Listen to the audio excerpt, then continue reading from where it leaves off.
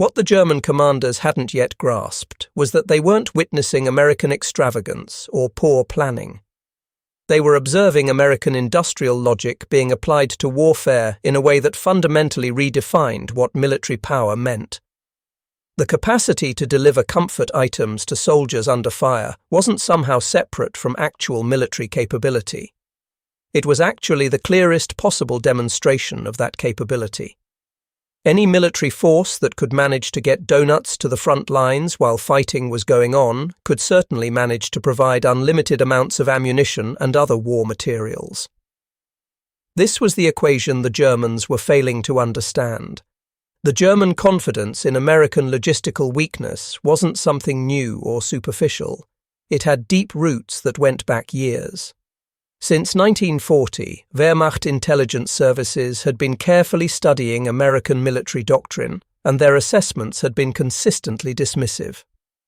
The Foreign Army's West Intelligence Section, under the direction of Oberst Alexis von Rohen, kept producing reports that identified American dependence on material comfort as a fundamental weakness that could be exploited. The mathematics of it all seemed to validate these German assumptions. Intelligence officers had gotten their hands on American military planning documents captured from a destroyed glider during the Sicily campaign, and these documents revealed that United States forces allocated approximately 45 pounds of supplies per soldier every single day. The Wehrmacht, by contrast, was operating on allocations that ranged from just over £9 per soldier when units were inactive, up to about £20 during normal operations. German commanders who had survived on far less than these amounts during the brutal campaigns in Russia looked at these American supply figures and saw them as clear evidence of American softness and over-reliance on comfort. General Feldmarschall Gerd von Rundstedt, who held the position of Commander-in-Chief West, had articulated this typical Wehrmacht thinking during a staff conference back in May of 1944. His Chief of Staff, General Gunther Blumentritt, would later testify after the war about what von Rundstedt had said. The Americans, according to the Field Marshal, required 3 times the supply tonnage that German forces needed. They believed war was fundamentally a matter of having more material than the enemy. The Wehrmacht had proven in Russia, or so the thinking went, that willpower and determination could triumph over superior material resources. When the elaborate American supply system encountered what military theorists called the friction of war, the unexpected complications and breakdowns that plague all military operations, it would collapse under its own weight. This wasn't merely propaganda designed for public consumption. It reflected genuine German military philosophy that had been refined over decades. Wehrmacht doctrine centered on something called Auftragstaktik, which emphasized individual initiative, improvisation, and austerity. German soldiers received training on how to live off the land, how to operate independently when they got cut off from supply lines, how to continue fighting effectively without regular resupply. When the Americans insisted on maintaining elaborate supply chains just to deliver items that Germans considered luxuries, things like chocolate, cigarettes, and writing paper, it seemed to validate every piece of propaganda about democratic decadence and weakness.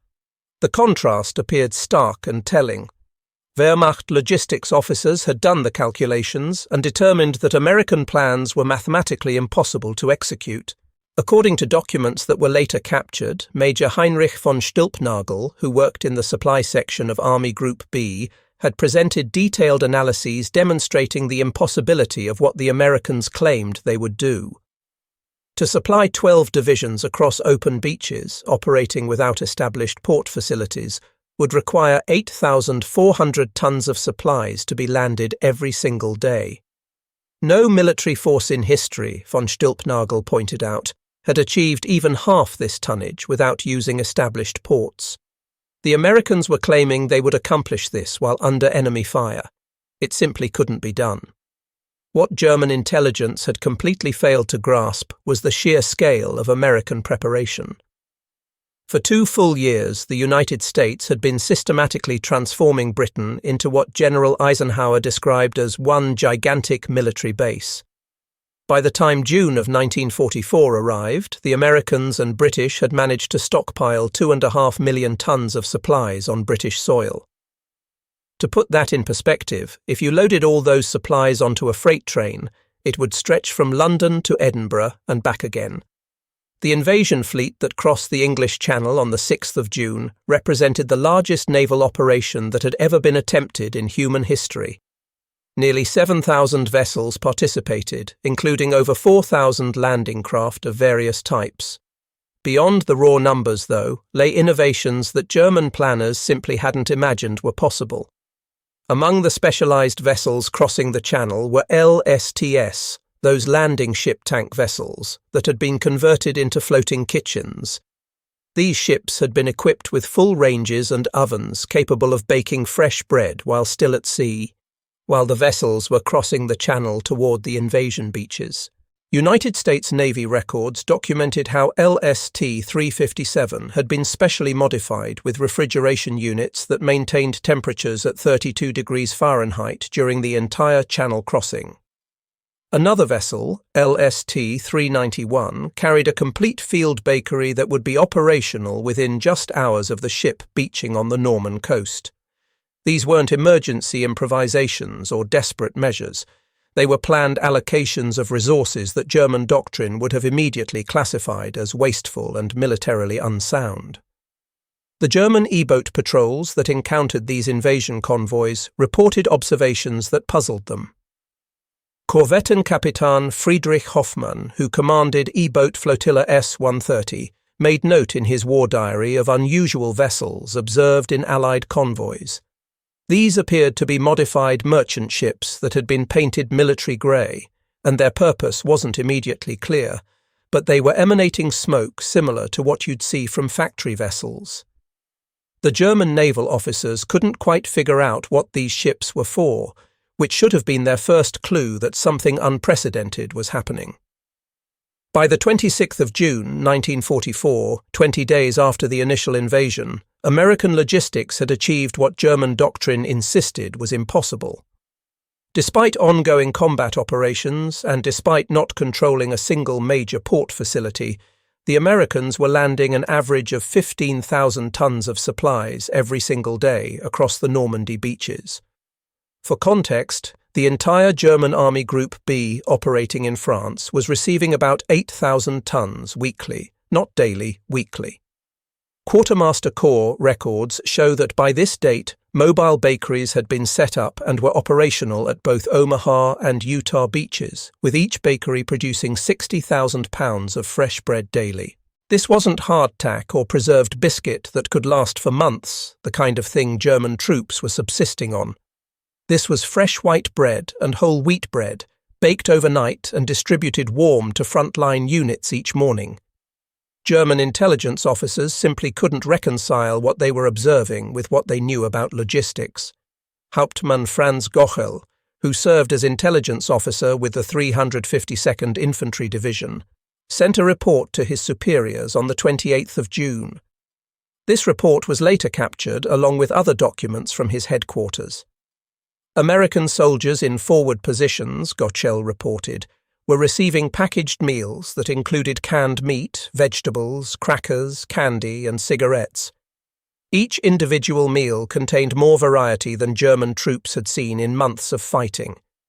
The Americans were discarding half-eaten rations, throwing them away, that German soldiers would have considered feast items worth savouring. The speed at which the Americans established their supply system defied everything the Wehrmacht knew from its own experience. By the 30th of June, the Americans had landed 71,000 vehicles, 448,000 tons of supplies, and had established 97 separate supply dumps scattered across the beachhead. When Germany had invaded Norway back in 1940, an operation conducted against minimal opposition and using captured ports, it had taken 3 full weeks to achieve comparable tonnage levels. The Americans were doing it faster, under fire, without ports. German dismissal of American logistics capabilities extended to those artificial harbours that the Allies called mulberries. Wehrmacht intelligence had identified components being constructed in British ports through aerial reconnaissance flights, but the German naval assessment of these structures had been thoroughly dismissive. Admiral Friedrich Ruger, who served as Rommel's naval advisor, had briefed Army Group B on the 20th of May about the possibility of these artificial harbours. According to his post-war memoirs, Ruger had told them the concept was theoretically possible, but practically limited. Atlantic storms and the strong tides in the English Channel would restrict any temporary structure to minimal capacity. The German naval experts estimated maximum throughput of perhaps 1,000 tons daily under ideal conditions, and probably much less than that most of the time. By the 18th of June, the American Mulberry A at Omaha Beach had become operational. Initially, it handled 3,000 tons daily, 3 times what the Germans had estimated as the maximum possible. As operations expanded and procedures were refined, capacity ramped up to 7,000 tons daily, 7 times the German estimate. The harbour consisted of 600,000 tons of concrete formed into massive caissons, 180,000 tons of steel, and floating roadways that could accommodate 2,000 vehicles every day. The roadways rose and fell with the tides, maintaining continuous operations regardless of water level. German observers who watched this harbour materialise were stunned by what they were seeing. Oberst Hans von Luck, whose 21st Panzer Division operated near the British Mulberry B, later wrote about it in his memoirs. Through field glasses, von Luck and his officers watched as an entire harbour seemed to materialise from nothing. Ships were unloading directly onto floating roads that adjusted automatically with the tides. Trucks drove from ship to shore without stopping or slowing down. In the span of just 1 week, the Allies had created port facilities that exceeded the capacity of many established French harbours that had been operating for decades or even centuries. The psychological impact was immediate and profound. The Mulberries represented not just logistics capability in the abstract, but visible, undeniable engineering dominance. If the Americans could construct harbours out of nothing, what couldn't they accomplish? The 16th of July 1944 would later be identified by German commanders as a psychologically devastating watershed moment in military logistics history. That was the day the first Red Cross Club mobile arrived on French soil. The vehicle, which the crew had nicknamed Daniel Boone, landed at Utah Beach, and within hours it was serving fresh donuts and hot coffee to combat troops. German intelligence initially dismissed the reports about women serving refreshments near the front lines as obvious propaganda. Oberst Friedrich von Mellenthin, who served as intelligence officer with Panzer Group West, noted in his assessment on the 20th of July that reports of American women operating mobile canteens in combat zones were either false or indicated a level of American command incompetence that was endangering civilians. The reports, however, were completely accurate. Within a week of that first club mobile arriving, 12 of these vehicles were operating across Normandy. These specially modified GMC trucks came equipped with donut-making equipment, coffee urns, and serving windows. Each truck could produce 2,000 donuts and 500 gallons of coffee every day. The 3-woman crews operating these vehicles worked within range of German artillery fire, following combat units as they advanced across France. Letters from American soldiers that were captured by German intelligence operations revealed the psychological impact these clubmobiles were having. Private James Morrison of the 4th Infantry Division had written home to his mother on the 22nd of July. His letter was found on his body after he was killed in the battle for St. Lo. Morrison had told his mother she wouldn't believe what had happened the day before. He'd had fresh donuts and real coffee served by American girls, just like you'd get at the corner shop back home. The unit was maybe 5 miles from the front lines. The Germans had been shelling the road behind them while these girls joked around and served donuts like they were at a church social. For a soldier who'd been living in foxholes and eating combat rations, the psychological impact of this moment of normalcy was profound. By the 25th of August, 1944, as American forces liberated Paris, German logistics officers were confronting an equation they simply couldn't solve. General Patton's Third Army was advancing so rapidly that Wehrmacht doctrine insisted it absolutely had to halt for resupply. German experience from the Russian campaigns had proven, or so they thought, that mechanized forces couldn't possibly operate more than 200 miles from their supply bases without requiring an operational pause to build up supplies again. General der Panzertruppe Heinrich Eberbach sent an assessment to OKW, the Oberkommando der Wehrmacht, on the 24th of August. According to captured German archives, Eberbach pointed out that American spearheads were 400 miles from their invasion beaches. By every calculation the Germans could make, by every principle of logistics they understood, the Americans had to halt within 48 hours to allow supply accumulation. Their fuel consumption alone exceeded any possible delivery capacity. 24 hours later, German reconnaissance units reported something that seemed to defy the laws of physics. An endless stream of trucks was moving on designated one-way highways, operating around the clock without stopping. The Red Ball Express had begun operations, and it would completely shatter German understanding of what was logistically possible. The verified statistics of this operation defied German comprehension. Nearly 6,000 trucks, operated by 23,000 drivers, were delivering up to 12,342 tons of supplies every single day. The peak was achieved on the 29th of August. These trucks ran constantly on a 700-mile round-trip route, with drivers being changed out like relay racers and vehicles being serviced while they were still rolling. According to Transportation Corps records, 75% of the drivers were African American soldiers, organized into segregated trucking companies, but proving themselves absolutely essential to Allied victory. These units maintained an operational tempo that German logistics officers had calculated as physically impossible. The trucks were averaging 240 miles per day, with drivers operating on just 4 hours of sleep.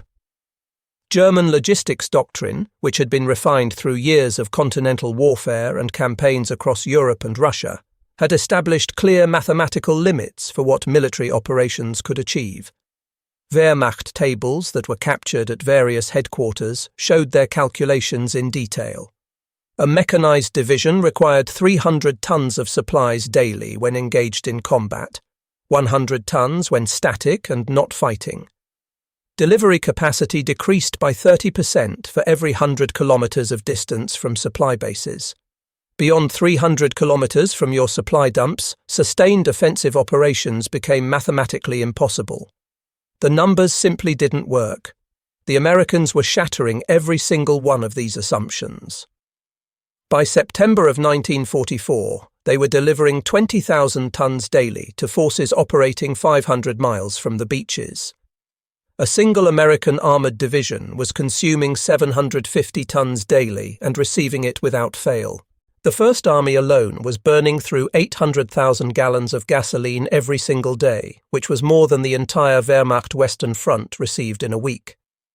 General Major Fritz Bayerlein, commanding what remained of the Panzer-Lehr Division, made a bitter assessment in a letter to his wife. This letter was found after his capture. Bayerlein wrote that they weren't fighting soldiers anymore, but rather an industrial process. The Americans didn't defeat them in battle through superior tactics or bravery. They overwhelmed them with trucks. The German forces were being buried under an avalanche of supplies. September of 1944 brought reports that German engineers refused to believe could possibly be true. American forces were actually constructing fuel pipelines running from the invasion beaches directly to the advancing armies. The pipeline under the ocean, called PLUTO, and its land extensions seemed like pure fantasy to Wehrmacht officers who were struggling just to maintain horse-drawn supply columns. Major Hans Quain, a Wehrmacht engineer who had built fuel depots across occupied Europe and understood the technical challenges involved, submitted an analysis to OKW on the 10th of September. This analysis was later captured at Aachen. Quain pointed out that pipeline construction required specialized steel, precision joints that had to fit perfectly, and pumping stations positioned every 30 kilometers to maintain pressure. The Americans were claiming to be laying 50 kilometers of pipeline daily using prefabricated sections. This exceeded German peak construction rates by a factor of 10. It simply couldn't be done, or so the German engineers insisted. The first Pluto line became operational on the 22nd of September, initially delivering 56,000 gallons daily to Cherbourg. By October, with multiple lines operational and working in parallel, delivery reached 300,000 gallons every day. By March of 1945, the system would achieve its full design capacity of 1 million gallons daily, exceeding the fuel consumption of entire German army groups. The psychological impact on German defenders was absolutely devastating. Oberst Hermann Bauck, who was considered one of Germany's finest tactical commanders, noted during his post-war interrogation that when they learned the Americans were literally pumping fuel directly from England to their tanks in France, they knew the war was lost. You simply couldn't defeat an enemy who had eliminated geography as a factor. Nothing demonstrated American logistics supremacy more dramatically than what happened on Thanksgiving of 1944.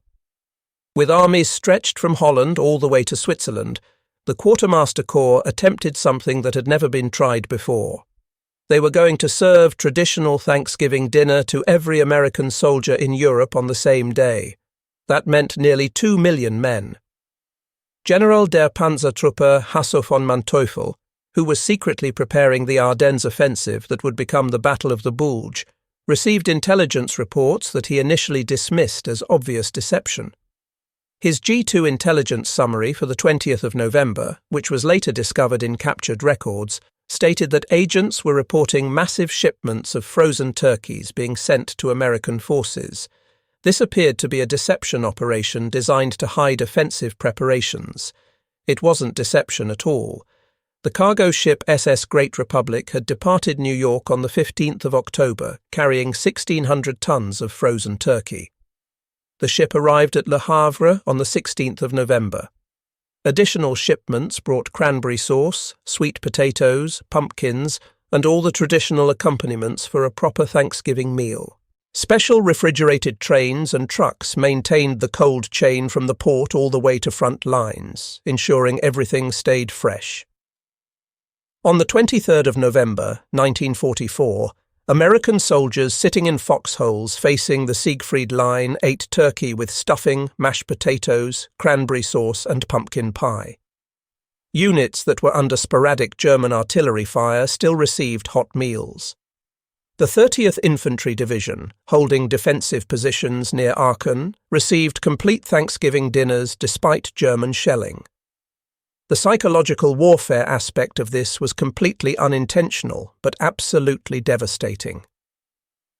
Captured American soldiers who were interrogated after Thanksgiving consistently mentioned the meal in conversation, inadvertently revealing American supply capabilities to increasingly demoralized German interrogators. The winter of 1944 to 45 turned out to be the coldest in 50 years. German commanders, remembering how the Wehrmacht had nearly collapsed during Russian winters when soldiers lacked proper cold weather equipment, expected American forces to suffer similarly. The Ardennes offensive was partly predicated on the assumption that Americans wouldn't be able to rapidly supply winter equipment to exposed forces caught in a surprise attack. Instead, the Americans launched emergency supply operations that delivered 2 million sets of winter clothing in just 3 weeks. The shipment included innovations that were completely unknown to German forces. There were layered clothing systems designed on scientific principles, shoe packs with removable felt liners, sleeping bags rated to function at -30 degrees Fahrenheit, and portable squad stoves. General der Infanterie Baptist Nies, commanding the 85th Corps, reported to Army Group B in December of 1944. His report was found in captured records. American troops in Bastogne were receiving airdropped supplies despite being completely encircled. The containers included medical supplies, ammunition, winter clothing, and mail. Meanwhile, German troops being supplied from their own depots lacked basic winter equipment. The Bastogne airlift demonstrated American logistics flexibility in dramatic fashion. C-47 transport aircraft dropped 1,446 tons of supplies in just 8 days to the surrounded 101st Airborne Division. Color-coded parachutes identified the contents so troops on the ground could quickly locate what they needed. Red parachutes meant ammunition, blue indicated medical supplies, yellow was food, white was winter clothing. The precision and volume of this air supply operation exceeded the total German airborne resupply capability for the entire Western Front. March of 1945 brought the Rhine crossings, Germany's last major natural barrier. Wehrmacht doctrine, based on their own 1940 operations when they'd crossed various rivers during the conquest of France, indicated that major river crossings required extensive preparation. German estimates suggested the Americans would need at least 3 weeks to accumulate the necessary bridging equipment and supplies. General Oberst Johannes Blaskowitz informed OKW on the 1st of March that the Rhine barrier would provide valuable time to reorganize defensive positions and prepare for the next phase of fighting. 7 days later, the 9th Armoured Division captured the Ludendorff Bridge at Remagen intact before German engineers could destroy it. Within 24 hours, American engineers had reinforced the damaged structure and were running 1,000 vehicles per hour across it. But Remagen turned out to be just the beginning. American engineers constructed 62 bridges across the Rhine in 10 days. That's a bridge every 4 hours. The longest, an 1,100-foot floating treadway bridge at Oppenheim, became operational in just 10 hours. These weren't temporary expedients that could only handle light traffic. They were properly engineered crossings capable of handling 70-ton tank transporters. Major Klaus Weber, a German engineer officer observing at Mainz, later testified about what he'd witnessed. The Americans threw bridges across the Rhine like they were laying ladders across a stream. Each bridge had its own traffic control system, maintenance crew, and anti-aircraft defense. They built redundancy into everything. If German forces managed to destroy one bridge, 2 others were already handling its traffic before the destroyed span even sank. By the 8th of May, 1945, VE Day, American logistics achievements defied every precedent in military history. The Transportation Corps and Quartermaster Corps had delivered to combat forces in Europe some truly staggering amounts of material. Verified shipments across the Atlantic totaled 46.7 million measurement tons of supplies. There were 1.37 million vehicles delivered to all theatres, not just Europe. 21 million jerry cans were produced and shipped, not the 140 million sometimes claimed in popular accounts. 2.4 billion individual rations were delivered. 800 million packs of cigarettes. 500 million candy bars. 11 billion rounds of ammunition. By March of 1945, monthly consumption rates had reached 1.2 million tons of supplies, 50 million gallons of gasoline, and 8,000 tons of ammunition daily during major offensives. These numbers represented far more than just statistics. They represented a fundamental revolution in how warfare was conducted. The Wehrmacht, which had always prided itself on operational excellence and tactical brilliance, discovered that tactical genius meant absolutely nothing when confronted with unlimited industrial capacity that was being efficiently delivered to the point of need. Post-war interrogations of German commanders revealed unanimous recognition of American logistics supremacy. These assessments, compiled by the United States Army Historical Division, provide the most credible evidence of how German military leaders actually reacted to what they'd witnessed. General Feldmarschall Albert Kesselring, one of Germany's most capable commanders who'd fought in both the Mediterranean and Western theatres, testified at his 1947 interrogation. American supply achievements, Kesselring stated, exceeded German calculations by factors of 5 to 10. German defensive plans had been based on assumed American limitations that simply didn't exist. A German division at 50% supply was considered combat-ready and capable of fighting effectively. American divisions wouldn't even consider attacking without having 200% supply reserves built up first. General Heinz Guderian, the father of blitzkrieg warfare who'd revolutionized mobile operations, provided perhaps the most insightful analysis in his post-war writings. Germans, Guderian wrote, had brought tactical innovation to modern war through rapid movement, combined arms operations, and decisive action. The Americans had brought something more powerful than tactical innovation. They'd brought the ability to sustain operations indefinitely through unlimited supply. Germans could win battles through superior tactics. Americans could feed armies regardless of tactical circumstances. History, Guderian noted dryly, showed which capability mattered more in the end. General Franz Halder, former chief of the German General Staff, offered a philosophical assessment during his work with the United States Army Historical Division after the war. The American approach, Halder argued, represented a conceptual revolution that Germans simply hadn't understood. Germans saw logistics as something that supported operations. Americans saw operations as essentially the delivery mechanism for logistics. The Americans hadn't defeated the German army through superior fighting. They'd buried it in abundance. While German commanders naturally focused on European operations since that's where they'd fought, Japanese military assessments reached identical conclusions about American logistics supremacy in the Pacific theater. Admiral Isoroku Yamamoto had predicted before Pearl Harbor that Japan could run wild for 6 months, but then American industrial capacity would overwhelm them. General Yoshihiro Umezu, who served as Japanese Chief of Staff, provided testimony that complemented what the Germans were saying. Japanese planners had studied American island-hopping tactics, searching for some weakness they could exploit. They'd found none, because tactics were actually secondary to the main point. The Americans established supply bases that could deliver more materials 5,000 miles from America than Japan could deliver 50 miles from the home islands. Every battle was decided before it even began, decided in factories and on cargo ships. This Pacific validation matters because it demonstrates the universal nature of the American logistics revolution. Whether fighting in European hedgerows or Pacific atolls, whether facing German or Japanese enemies, American forces maintained supply superiority that completely redefined what was militarily possible. American logistics success stemmed from innovations that seemed mundane when considered individually, but were genuinely revolutionary when combined together. Standardization was fundamental. Every American vehicle used interchangeable parts. A truck that got damaged in Italy could be repaired using parts shipped from France.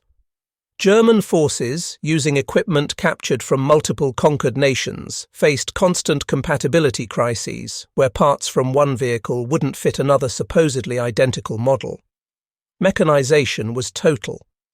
While Germany still relied on 750,000 horses for transport, which consumed 20,000 tons of fodder monthly, Americans used trucks exclusively. This eliminated an entire supply category while simultaneously increasing both speed and capacity. Preservation technology was revolutionary. American forces pioneered military refrigeration systems, maintaining cold chains all the way from America to front lines. Fresh meat, blood plasma, and temperature-sensitive medicines arrived in condition that would have been impossible for other armies to maintain. Communication infrastructure was extensive. Americans laid 100,000 miles of telephone wire in France alone, enabling real-time supply coordination across the entire theater.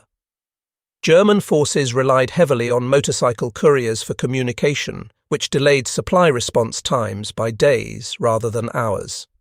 Specialization was thorough. Americans created purpose-built vehicles for every supply category imaginable. Refrigerated trucks, tanker trucks, mobile workshops. Germans used generic vehicles for all purposes, reducing efficiency by roughly half. An often overlooked dimension of American logistics success was female participation in the supply system. While German ideology confined women to traditional roles and kept them out of military service, 150,000 American women served in the Women's Army Corps, with thousands directly supporting logistics operations. WAC personnel operated communication centers that coordinated supply movements across entire theaters. They managed depot inventories using the latest business machines. They maintained the punch card systems that tracked millions of individual items as they moved from factory to foxhole. At ports of embarkation, women processed shipping manifests that German officers, accustomed to all-male military service, found completely incomprehensible. Lieutenant Colonel Elna Hilliard, who commanded WAC forces in the European theatre, actually commanded more personnel than most German regiment commanders did. Her post-war report noted that WAC personnel processed 40% of all supply documentation in the European theatre of operations. They freed thousands of men for combat assignments while simultaneously improving logistics efficiency through specialized training that these women received. This gender integration effectively doubled American military effectiveness by utilizing population resources that Germany rejected for ideological reasons. American logistics superiority became an unintentional but devastating form of psychological warfare that German commanders hadn't anticipated. German soldiers who hadn't seen chocolate since 1942 could smell it on American prisoners of war. Wehrmacht units surviving on bread extended with sawdust could hear American troops complaining about how monotonous their K-rations were, rations that contained more variety than German soldiers had seen in years. Captured German letters revealed the psychological impact this was having on morale. Gefreiter Wilhelm Hoffmann wrote to his wife in December of 1944. His letter was found in a destroyed bunker after the position was overrun. Hoffmann told his wife she wouldn't believe it, but the Americans they'd captured were better fed as prisoners than German soldiers were as free men. The Americans threw away half-eaten chocolate bars like they were nothing. They used white bread for cleaning their rifles. The Germans were fighting against the entire wealth of America, and it showed in every interaction. This demoralization extended all the way up to German commanders at the highest levels. General der Infanterie Hans Schmidt testified in 1947 that his soldiers had fought courageously despite overwhelming odds and had shown remarkable bravery. But when they discovered that Americans were receiving ice cream and mail while German forces lacked ammunition and basic medical supplies, morale simply collapsed. You couldn't maintain fighting spirit against such enormous disparity in material conditions. German officers who had personally witnessed American logistics capacity weren't remotely surprised when the Marshall Plan was announced in 1947. They'd already observed firsthand that America possessed the capability to deliver unlimited resources across impossible distances. The nation that could supply armies across oceans could certainly rebuild a continent if it chose to do so. General Lucius Clay, who became military governor of the American occupation zone, employed former Wehrmacht logistics officers to help manage German reconstruction efforts. Their experience with American supply methods proved invaluable in the reconstruction effort. Colonel Hans von Griefenberg, who'd served as former Chief of Staff to Army Group Center on the Eastern Front, worked with American administrators after the war. He later noted that Americans applied exactly the same logistics principles to peace that had won them the war. Standardization, mechanization, reliable communication, and abundance. The Marshall Plan, von Greifenberg observed, was essentially military logistics redirected toward civilian reconstruction instead of destruction. When North Korea invaded South Korea in June of 1950, American forces initially struggled tactically against the surprise attack. But within weeks, American logistics dominance reasserted itself in familiar patterns. Former Wehrmacht officers who were now serving as NATO advisors observed the repetition of patterns they'd witnessed from 1944 to 45. General Adolf Heusinger, who'd served as Wehrmacht operations chief and who became chairman of the NATO Military Committee, noted that in Korea the Americans were again demonstrating that modern war was fundamentally won by supply superiority. They'd delivered more tonnage to Pusan in 3 months than Germany had delivered to Stalingrad in 2 years of fighting.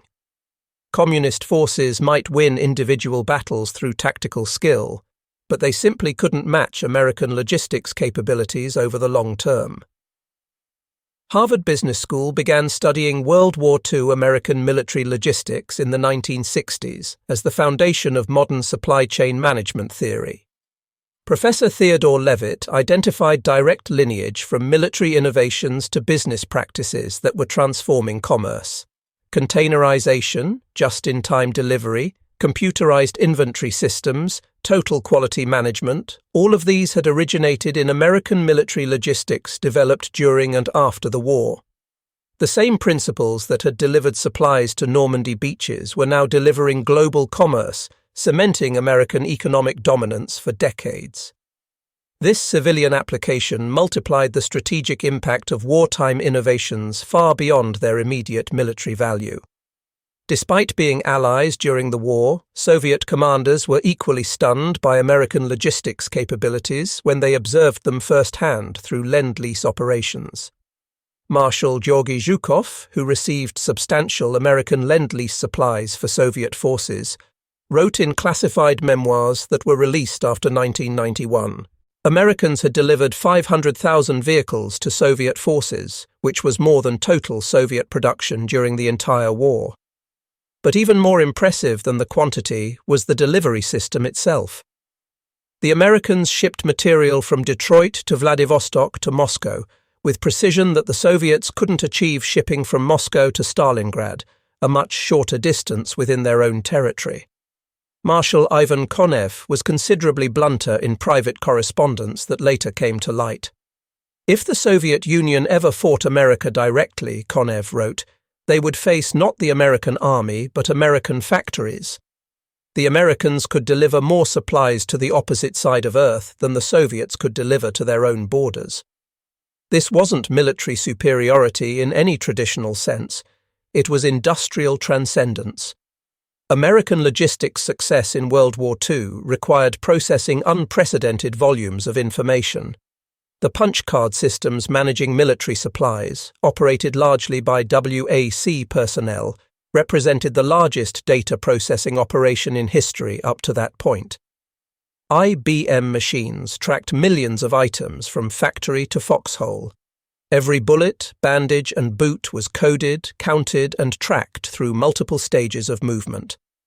This military requirement drove computer development that would define the entire post-war era.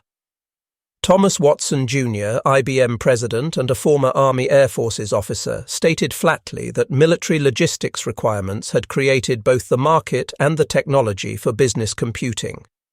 The information age, Watson argued, had begun in quartermaster depots during World War II. To truly understand the revolution that American logistics represented, consider Normandy supply statistics compared to previous major operations. The German invasion of France in 1940 had averaged 3,000 tons daily across established rail networks that the Germans had captured intact. There was a supply crisis by day 20 despite having access to captured French stocks. Horse-drawn supply columns averaged just 12 miles daily. American operations in Normandy during 1944 achieved 15,000 tons daily average across open beaches with no established infrastructure. There was continuous expansion of supply capacity through day 90. Motorized supply columns averaged 240 miles daily.